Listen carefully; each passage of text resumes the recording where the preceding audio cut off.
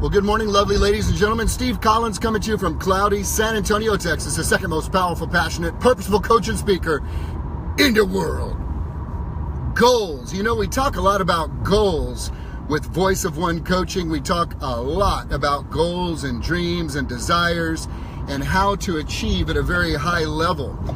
Everybody has a different definition of success. Success is very subjective to the individual. The definition itself, success, is highly subjective to the individual. So as I teach, preach, coach, consult on the subject of obtaining your goals and reaching your goals and becoming all that you can be and becoming everything you were intended to become, there are neuroscience tips, tricks. There is neuropsychology ways to do things. There are several different methods and opportunities to obtaining goals and to reaching the goals that you may have set for yourself. And yet, here's a fascinating reality. My godfather and father were both helicopter pilots in Vietnam. By the grace of God, they both made it back.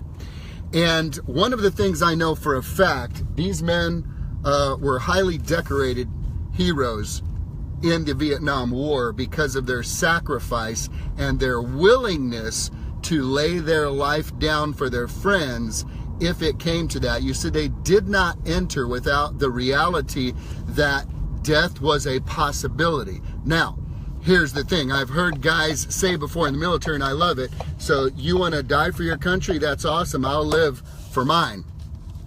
And when we talk about goals, I want to challenge you to consider something that you may have never considered before. See, my godfather and father were prepared to die, although that wasn't the goal. The goal was to live and to do their function as these helicopter pilots, to go in and take care of the missions they were assigned, to extract men out of positions of compromise and to do whatever it was they were instructed to do. This was their goal, to stay alive, and yet they knew that death was a possibility. Now, I want to talk to you about someone who made an intention that said, my goal is to die. This is Good Friday, y'all. This is Good Friday. What y'all think I was going to say? Good Friday.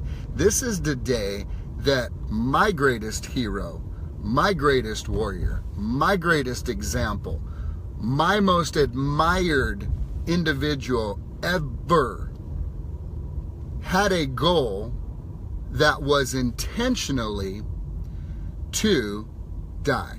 Now see, he knew what was coming on Sunday, and yet his goal was intentional death. You see, his goal wasn't to fight that. And a fascinating dialogue that unfolds among the 12 men he kept closest to him during this season was this: as he approached this day, this Good Friday a few thousand years ago, 2,000 years ago, as he approached this day, he had two men very dear to him that he held close to him, that he had two different conversations with. And he named them something different. I don't know about you. If you're married, you may have a pet name for your spouse.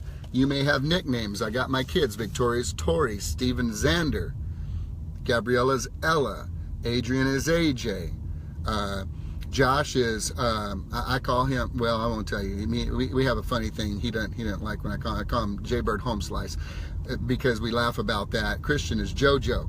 Jojo Dancer's middle name is Josiah. We have names for people that reflect admiration or affection. So Judas, y'all know who Judas is, right? Didn't make the best decision when it came to Jesus's life. And many of you guys may know who Peter is. Peter is the guy that Jesus said, on this rock I'm going to build my church. Two fascinating things about Jesus' goal to die. And it is this: when Jesus said, I'm going to be handed over to the chief priests and the elders to die, he basically said, I'm going to die. Peter said, no freaking way. No way. It's not going to happen. We're not going to do it. I'm not going to let that happen to you. No way, man. It's not going to happen. And Jesus said this to Peter. He said, get behind me, Satan. You don't have the things of God in mind, but the things of man. He called his buddy, his boy, get behind me, Satan. He called him out like, hey, devil, brother, come on. Stop it. He called his boy devil, who said, I want to protect you. I want to help you. I don't want you to have to do that. I don't want you to suffer that. I don't want you to experience that. And when he said, and one of you at this table is going to betray me, Judas said, is it me, Lord? And he said this, is it me, Rabbi? He said to Judas, friend, what you must do, do quickly. Now get this, y'all. His boy, Peter, whom stood up and said, you don't need to die. I ain't going to let you die. I'm not going to let it happen. He was his boy. Jesus said, Satan, you don't even know what you're talking about. And yet Judas, the one he knew who would betray him, he called friend. Friend, what you must do, do quickly. Now, do you guys think that's cold-blooded if you think about it? You got your boy who's got your back, who's covering you, who's like, I got this. Ain't going to happen to you. I got you. I'm going to protect you. I'm there for you, man. You ain't going to get thrown away and dragged to die. Not as long as it's on my watch. He said, get behind me, devil. And then the one that did betray him, he says, friend, what you must do, do quickly. You see, Peter, in the kindness of his heart, was part of a conversation to keep Jesus away from his goal, his intentional decision to die. Ladies and gentlemen, nobody killed Jesus. Nobody took his life from him. He made the decision to be obedient to his papa, even to the point of death. That was his choice. No man took his life from him. He laid it down willingly. And Judas, who was going to betray him, and Jesus knew he'd betray him, which would be the catalyst to the events leading up to his capture, abuse, being beaten, and ultimate crucifixion, knew that was his purpose, his goal, and he said to Judas, friend, what you must do, do quickly. So I'm going to ask you this.